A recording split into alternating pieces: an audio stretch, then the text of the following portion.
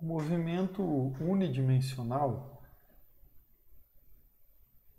é, em geral, por onde a gente vai começar qualquer curso de física, porque são os problemas mais fáceis da gente visualizar, são os problemas mais fáceis da gente discutir, já que todo mundo consegue observar esse tipo de fenômeno de movimento. E a gente começa pelo caso unidimensional, porque é mais simples do que fazer em duas ou em três. Entretanto, o que bastante gente subestima quando vai estudar isso aqui é a importância das notações, a importância dos gráficos e de não deixar passar esses detalhes sobre o desenvolvimento dos conteúdos e eventuais dúvidas mesmo com matemática básica que não podem se acumular ao longo de um curso de Física 1. Né? Muito pelo contrário, a gente tem que tentar ir resolvendo esses problemas à medida que a gente vai detectando eles. Então, qual que é a ideia do movimento unidimensional? Unidimensional, porque eu estou falando de uma direção apenas, que eu estou chamando de x aqui.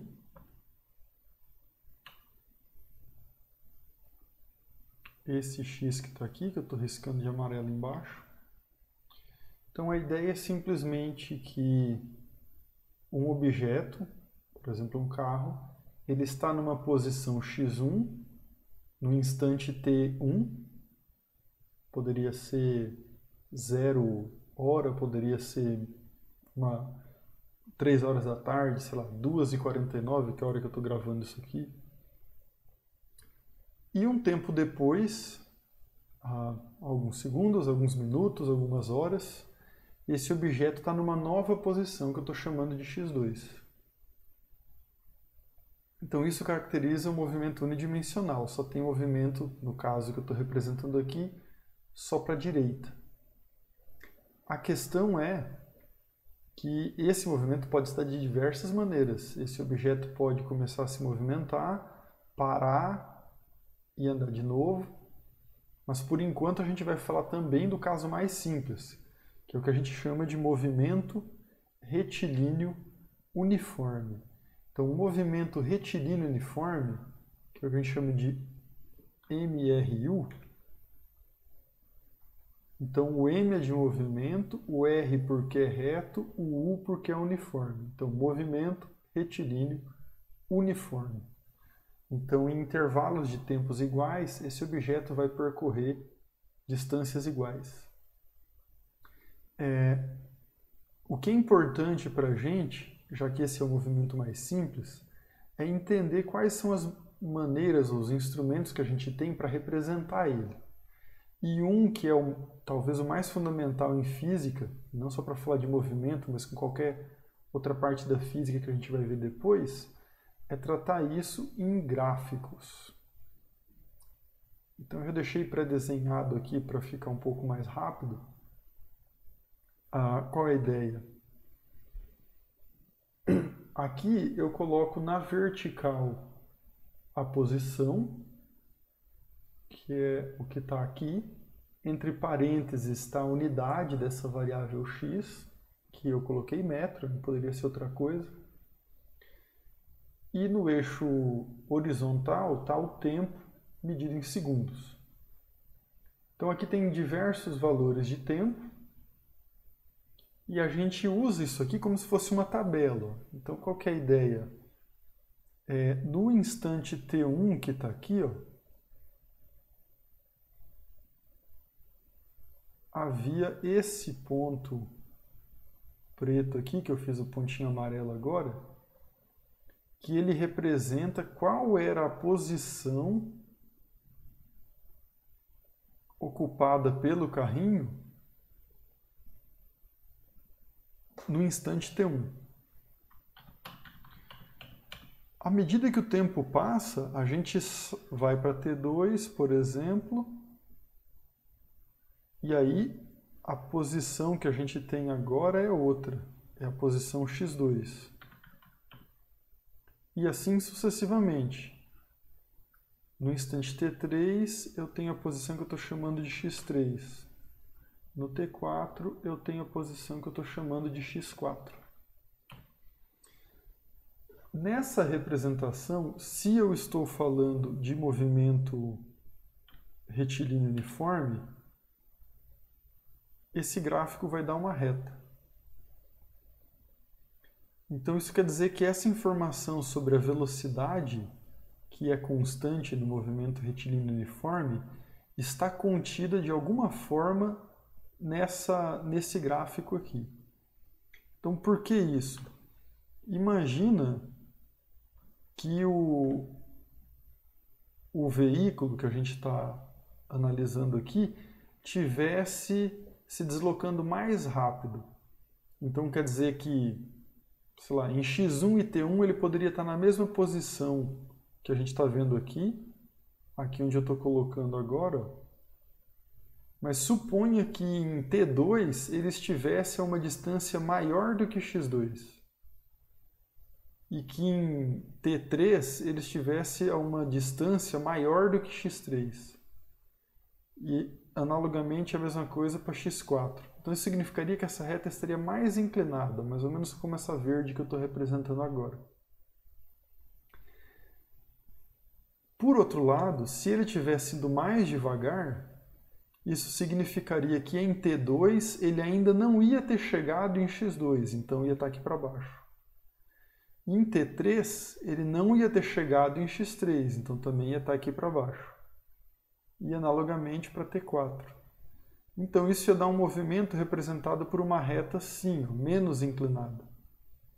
Então o que isso aqui ilustra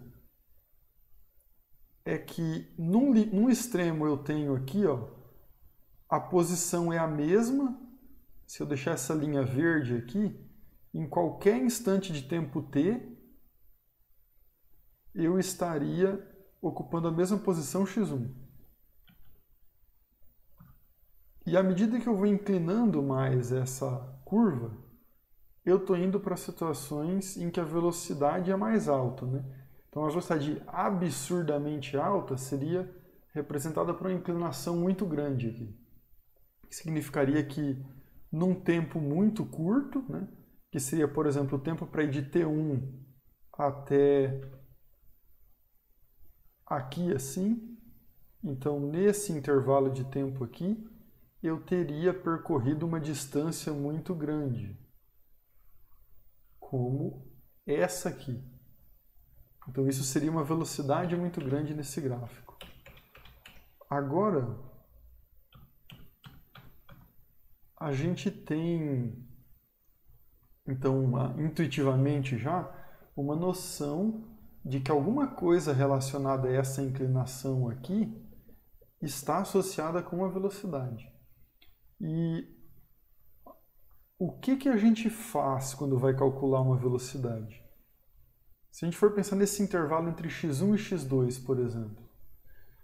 Então a velocidade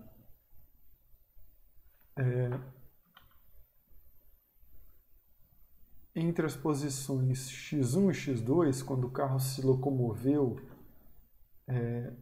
entre essas duas posições, a gente calcula isso fazendo x2 menos x1 dividido por t2 menos t1.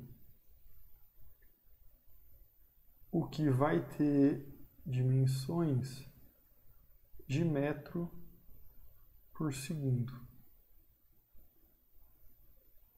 Agora, se você olhar no gráfico para procurar o que é essa grandeza aqui, a gente descobre algo bastante interessante que eu vou fazer em azul. x2 menos x1 é essa distância que está aqui. O que nesse gráfico eu vou desenhar aqui. Então isso aqui, essa distância é o x2 menos x1. E aqui desse outro lado, se você desenhar essa reta aqui, você vai perceber que ela mede T2 menos T1.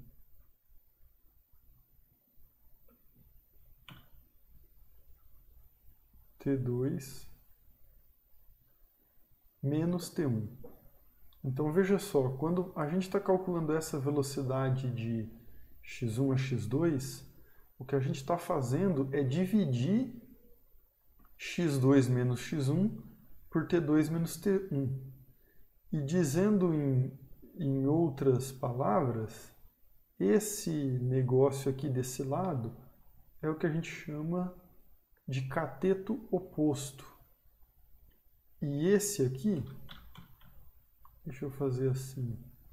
Então, desse lado aqui está o cateto oposto e desse lado aqui está o cateto adjacente.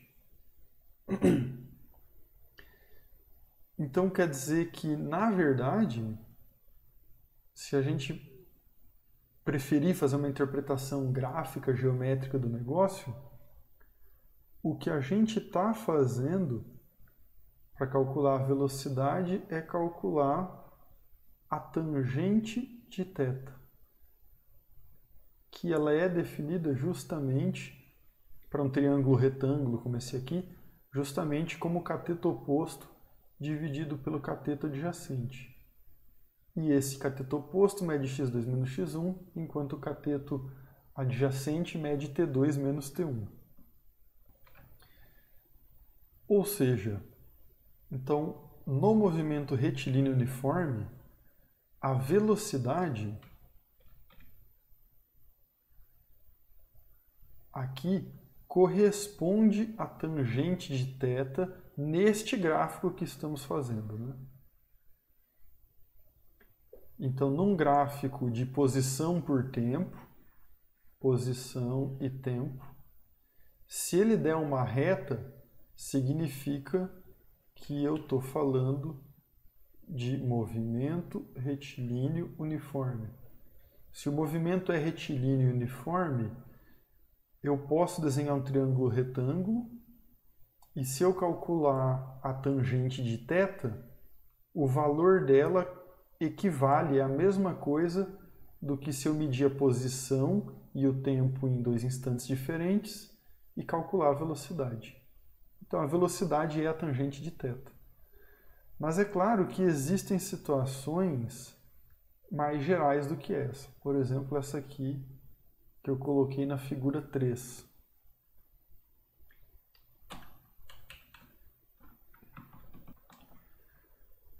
Então, nessa figura, a gente está representando o seguinte. Continuamos com a posição na vertical e o tempo na horizontal. Mas agora o movimento só é retilíneo uniforme nessa primeira parte aqui, entre o que eu chamei de T1 e T1 mais ΔT. Então, nesse trecho, que acaba aqui, ó, a gente tem movimento retilíneo uniforme. E se você quiser calcular a velocidade aqui, você pode calcular a tangente de θ, que é fazer o cateto oposto pelo adjacente. Porém, quando a gente não tem movimento retilíneo uniforme, pode ser alguma coisa como o que está aparecendo aqui depois desse ponto. Então, daqui para frente. Então, aqui ó, a curva está indo para baixo à medida que eu estou andando para a direita. Então, se ela está indo para baixo, né, significa que aqui eu estou numa posição que vai dar aqui assim, ó. Só que nesse ponto mais alto, eu estava aqui para cima. Então quer dizer que eu estou andando para trás. Eu saí do x1, cheguei numa posição máxima, poderia ter um valor do tipo 10 metros, e depois eu desci 1 metro, né? Voltei para o 9, por exemplo, alguma coisa assim.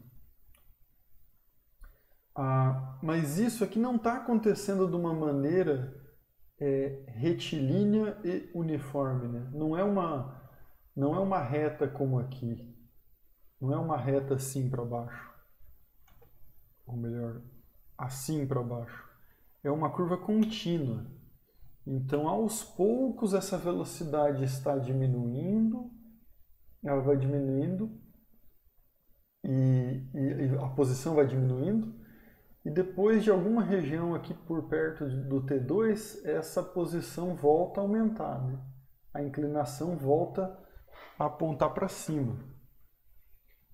Então, calcular a posição, calcular a velocidade nessa situação aqui é um exercício um pouco diferente. Então, se a gente for fazer nesse primeiro trecho,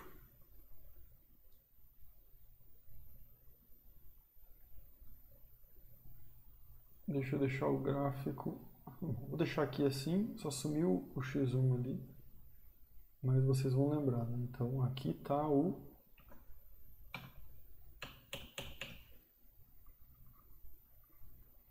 X que está medido em metros, está aqui para cima. Então, nessa primeira parte aqui, ó, você pode calcular a velocidade fazendo tangente de θ. Essa posição aqui eu vou chamar de x1 mais ΔX. Então aqui tem x1 mais ΔX, que é a posição final, menos x1, que é a posição inicial, dividido por T1 mais ΔT,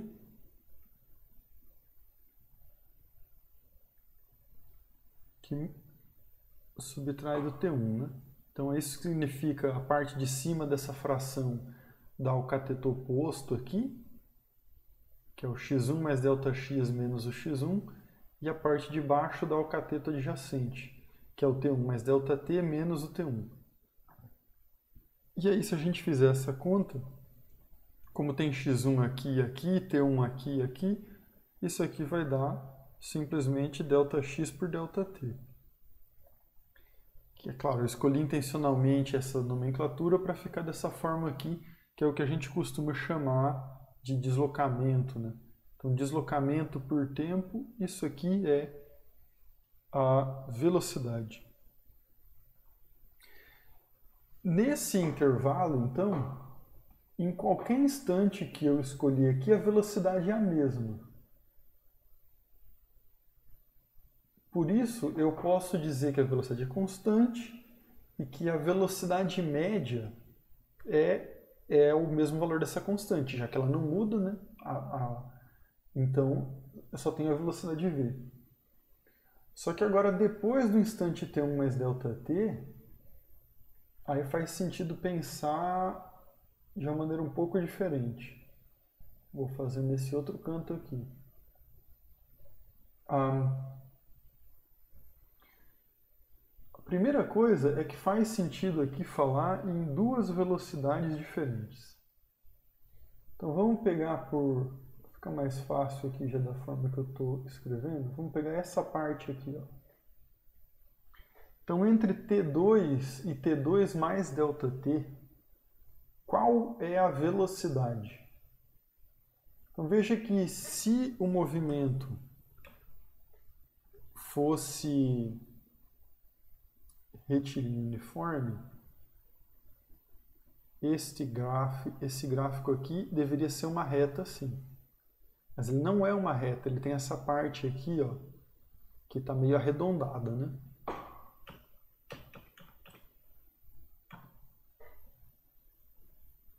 Mas ainda assim, faz sentido a gente calcular qual seria a velocidade que faria esse objeto estar percorrendo essa linha preta no gráfico. Vamos calcular isso e daí vai ficar claro por que isso faria sentido. Então eu vou chamar essa velocidade aqui de v barra, E essa velocidade que seria a tangente de θ, então eu estou falando desse θ aqui, vai ser a posição no instante t2 mais ΔT, menos a posição no instante t2, dividido por ΔT.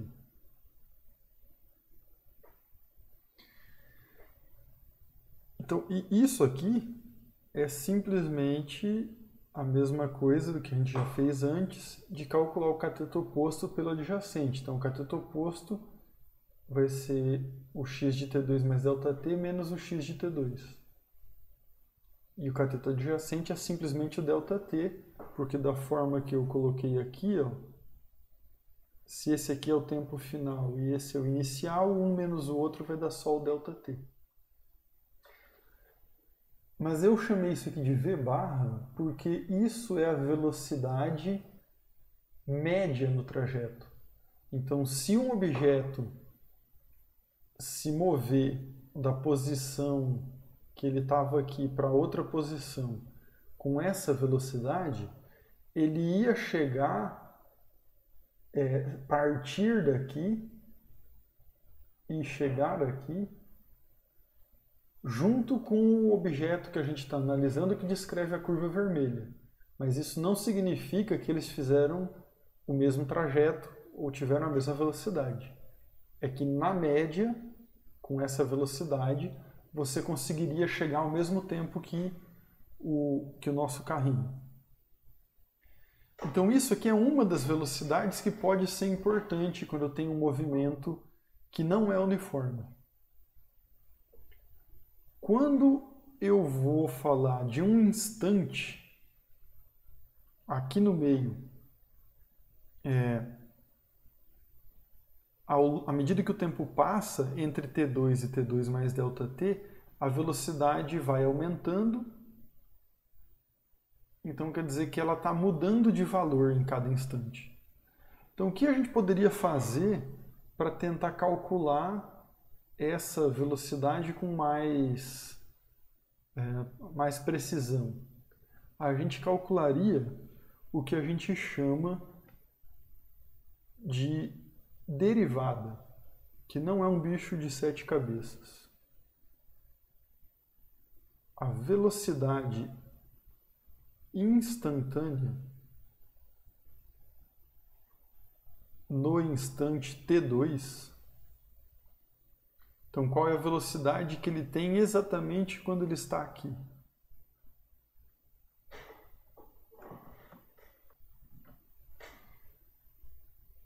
Vai ser essa expressão que a gente escreveu aqui em cima. Então, eu vou escrever aqui x de t2 mais ΔT menos x de t2 dividido por ΔT, só que no limite em que esse ΔT tende a zero. Então, para a maioria de vocês, isso aqui é um objeto novo, né? Qual é a ideia aqui? A velocidade sempre é obtida num gráfico de posição por tempo, calculando a inclinação. O problema quando eu tenho uma curva variando continuamente como essa aqui, é que eu não consigo desenhar um triângulo que vai representar o que está acontecendo no gráfico. Aqui nessa parte eu consigo desenhar um triângulo. Mas aqui não, como eu falei, a gente obtém uma coisa aproximada. Porém, imagina que a gente vai dando um zoom aqui, estou chegando no limite da resolução do programa que eu estou usando, né? E que daí a gente viesse até aqui e fizesse... peguei a cor errada. Vou fazer em azul. um triângulo bem pequeno.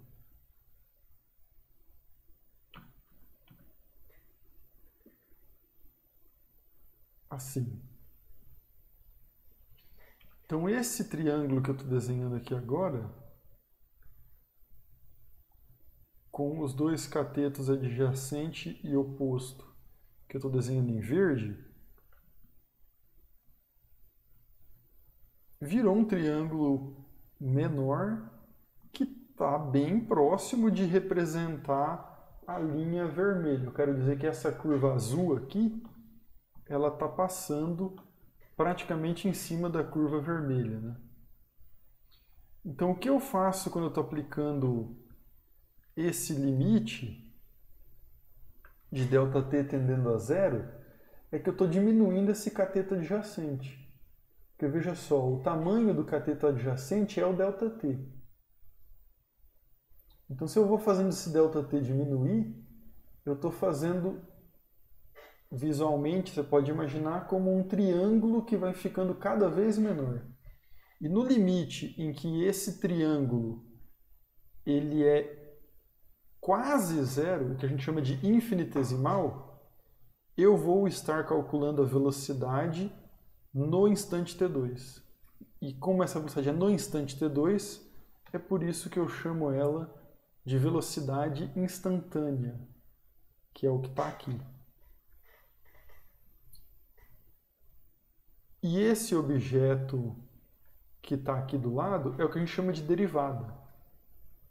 Então, a velocidade instantânea em t2 vai ser o que a gente chama de derivada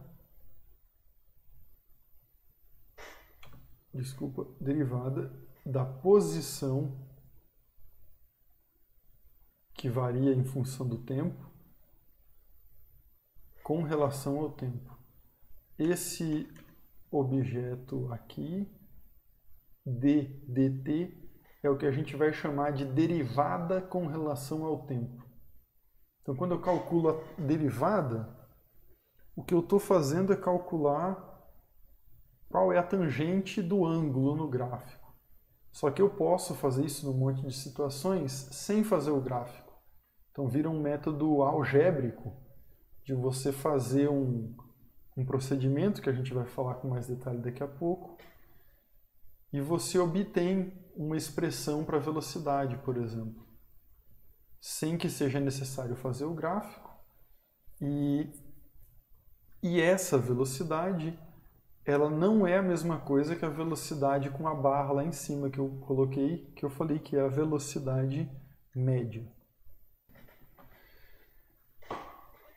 Então essa derivada, que é uma operação matemática que vocês vão estudar com mais detalhe em cálculo, ela é muito utilizada em física para a gente tratar de uma infinidade de taxas de variações. Então, quando eu quero saber a taxa de variação da posição com o tempo, que é o que a gente chama de velocidade, eu calculo a derivada da posição com o tempo. Mas eu poderia calcular, por exemplo, a taxa de variação da temperatura com o tempo. Então, o quão rápido a temperatura está aumentando, o quão rápido a temperatura está diminuindo de alguma coisa. Então, a derivada que a gente vai usar aqui nessa discussão com a velocidade é um objeto muito mais geral do que só isso que a gente está mostrando aqui para calcular a velocidade. Mas é bastante importante entender como que essa derivada se relaciona com a tangente de θ da maneira que estamos representando nos gráficos aqui, né? E de maneira análoga, a velocidade que eu acabei de escrever ali é a derivada da posição com relação ao tempo. E existe uma taxa de variação da velocidade com o tempo, que é o que a gente chama de aceleração. Então, assim como a velocidade é a tangente de θ num gráfico de x por t, então se você tiver x por t, aqui tem θ, e aí você obtém a velocidade quando calcula a tangente desse θ. Se você fizer um gráfico com a velocidade em função do tempo, isso pode dar uma reta também, mas não faz diferença mais para nós se dá uma reta ou não. A aceleração é a tangente de θ nesse gráfico aqui. Então ela é a derivada da velocidade com relação ao tempo. Então, se não tem aceleração, a velocidade é constante. Se não tem velocidade, a posição é constante. E essas são as grandezas mais fundamentais que a gente tem para tratar o movimento retilíneo uniforme e o movimento retilíneo não uniforme, que é esse quando a aceleração possui algum valor ou, inclusive, está mudando de valor com o tempo.